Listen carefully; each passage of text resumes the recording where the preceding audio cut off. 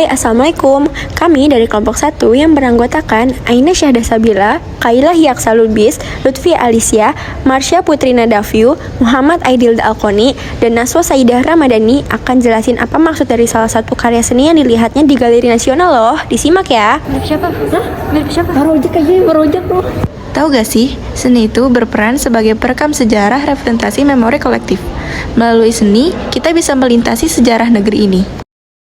Semsar Siahaan, Until 1993 sampai 1994. Pada bidang lukisan ini terdapat sejumlah adegan yang membuat berbagai simbol. Kita dapat melihat wajah Marsinah, ikon aktivis buruh, orang tua yang menginfus anaknya, daging-daging yang digantung, lelaki yang menggunakan tongkat, mewakili Semsar sendiri yang berjalan pincang akibat tindak kekerasan aparat militer, dan seorang lelaki yang bertampang necis dan klimis. Dilukis saling bertumpuk tanpa terlalu mempertimbangkan perspektif. Setiap sosok memberi makna yang saling bertaut dalam lukisan bermuatan kritik politis khas Semsar ini. Dalam lukisan ini, secara simbolis dapat dilihat bahwa ada proses pada 3 figur yang berusaha mengidentifikasi jati dirinya. Padahal, secara kontradiktif, tubuh dan muka figur-figur itu sebenarnya kosong.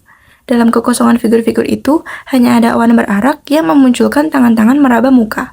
Figur di tengah tersemat atribut sanggul dan telinga wanita, yang memberi gambaran proses pencarian identitas dan jati diri kewanitaan. Salah satu karya Heng Ngantung yang menjadi koleksi Galeri Nasional Indonesia adalah Batu Karang yang Teguh 1977. Pembuatan lukisan ini memakan waktu yang cukup lama. Saat itu, dokter sudah memvonis Heng mengidap penyakit jantung sementara glaukoma menjangkiti matanya. Di tengah beban hidup yang cukup berat, Heng mengambil judul dari Alkitab, yakni Batu Karang yang Teguh.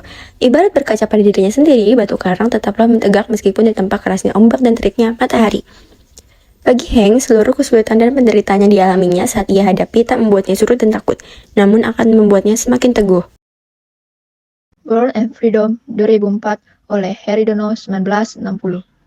Karya ini merupakan instalasi berwujud jajaran 4 figur manusia burung yang disandarkan di dinding. Masing-masing figur tersebut memiliki sebuah mesin di dada mereka, terhubung dengan rantai pada seekor binatang berukuran lebih kecil yang berada di lantai di hadapan mereka. Dengan 2 kaki binatang tersebut terdiri dari 2 roda. Figur-figur campuran antara manusia dan binatang ini seolah merupakan makhluk-makhluk mitologis yang menggabungkan dunia masa lalu dengan teknologi masa kini, sekaligus menantang kebebasan masa kini.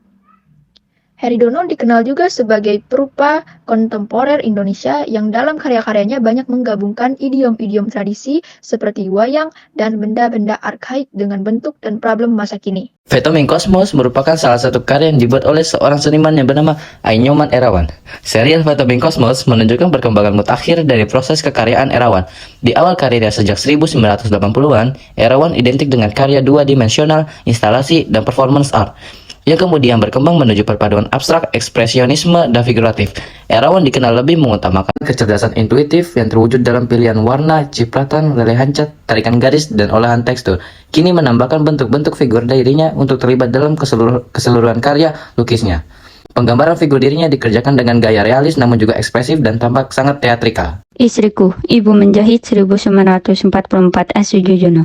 Sujojono memiliki perhatian besar terhadap keluarga dan orang-orang di sekitarnya. Oleh karena itu, ia beberapa kali melukis istrinya. Salah satunya lukisan Ibu Menjahit yang menampilkan Mia Bustam, istri pertama Sujojono. Sosok Mia dilukis Sujojono dengan gaya realis pada bagian kepala dan seluruh badannya, sedangkan sisanya hanya berupa sapuan-sapuan bebas yang selain mengesankan sebuah lukisan yang belum selesai juga menambah kesan dinamis pada keseluruhan gambar.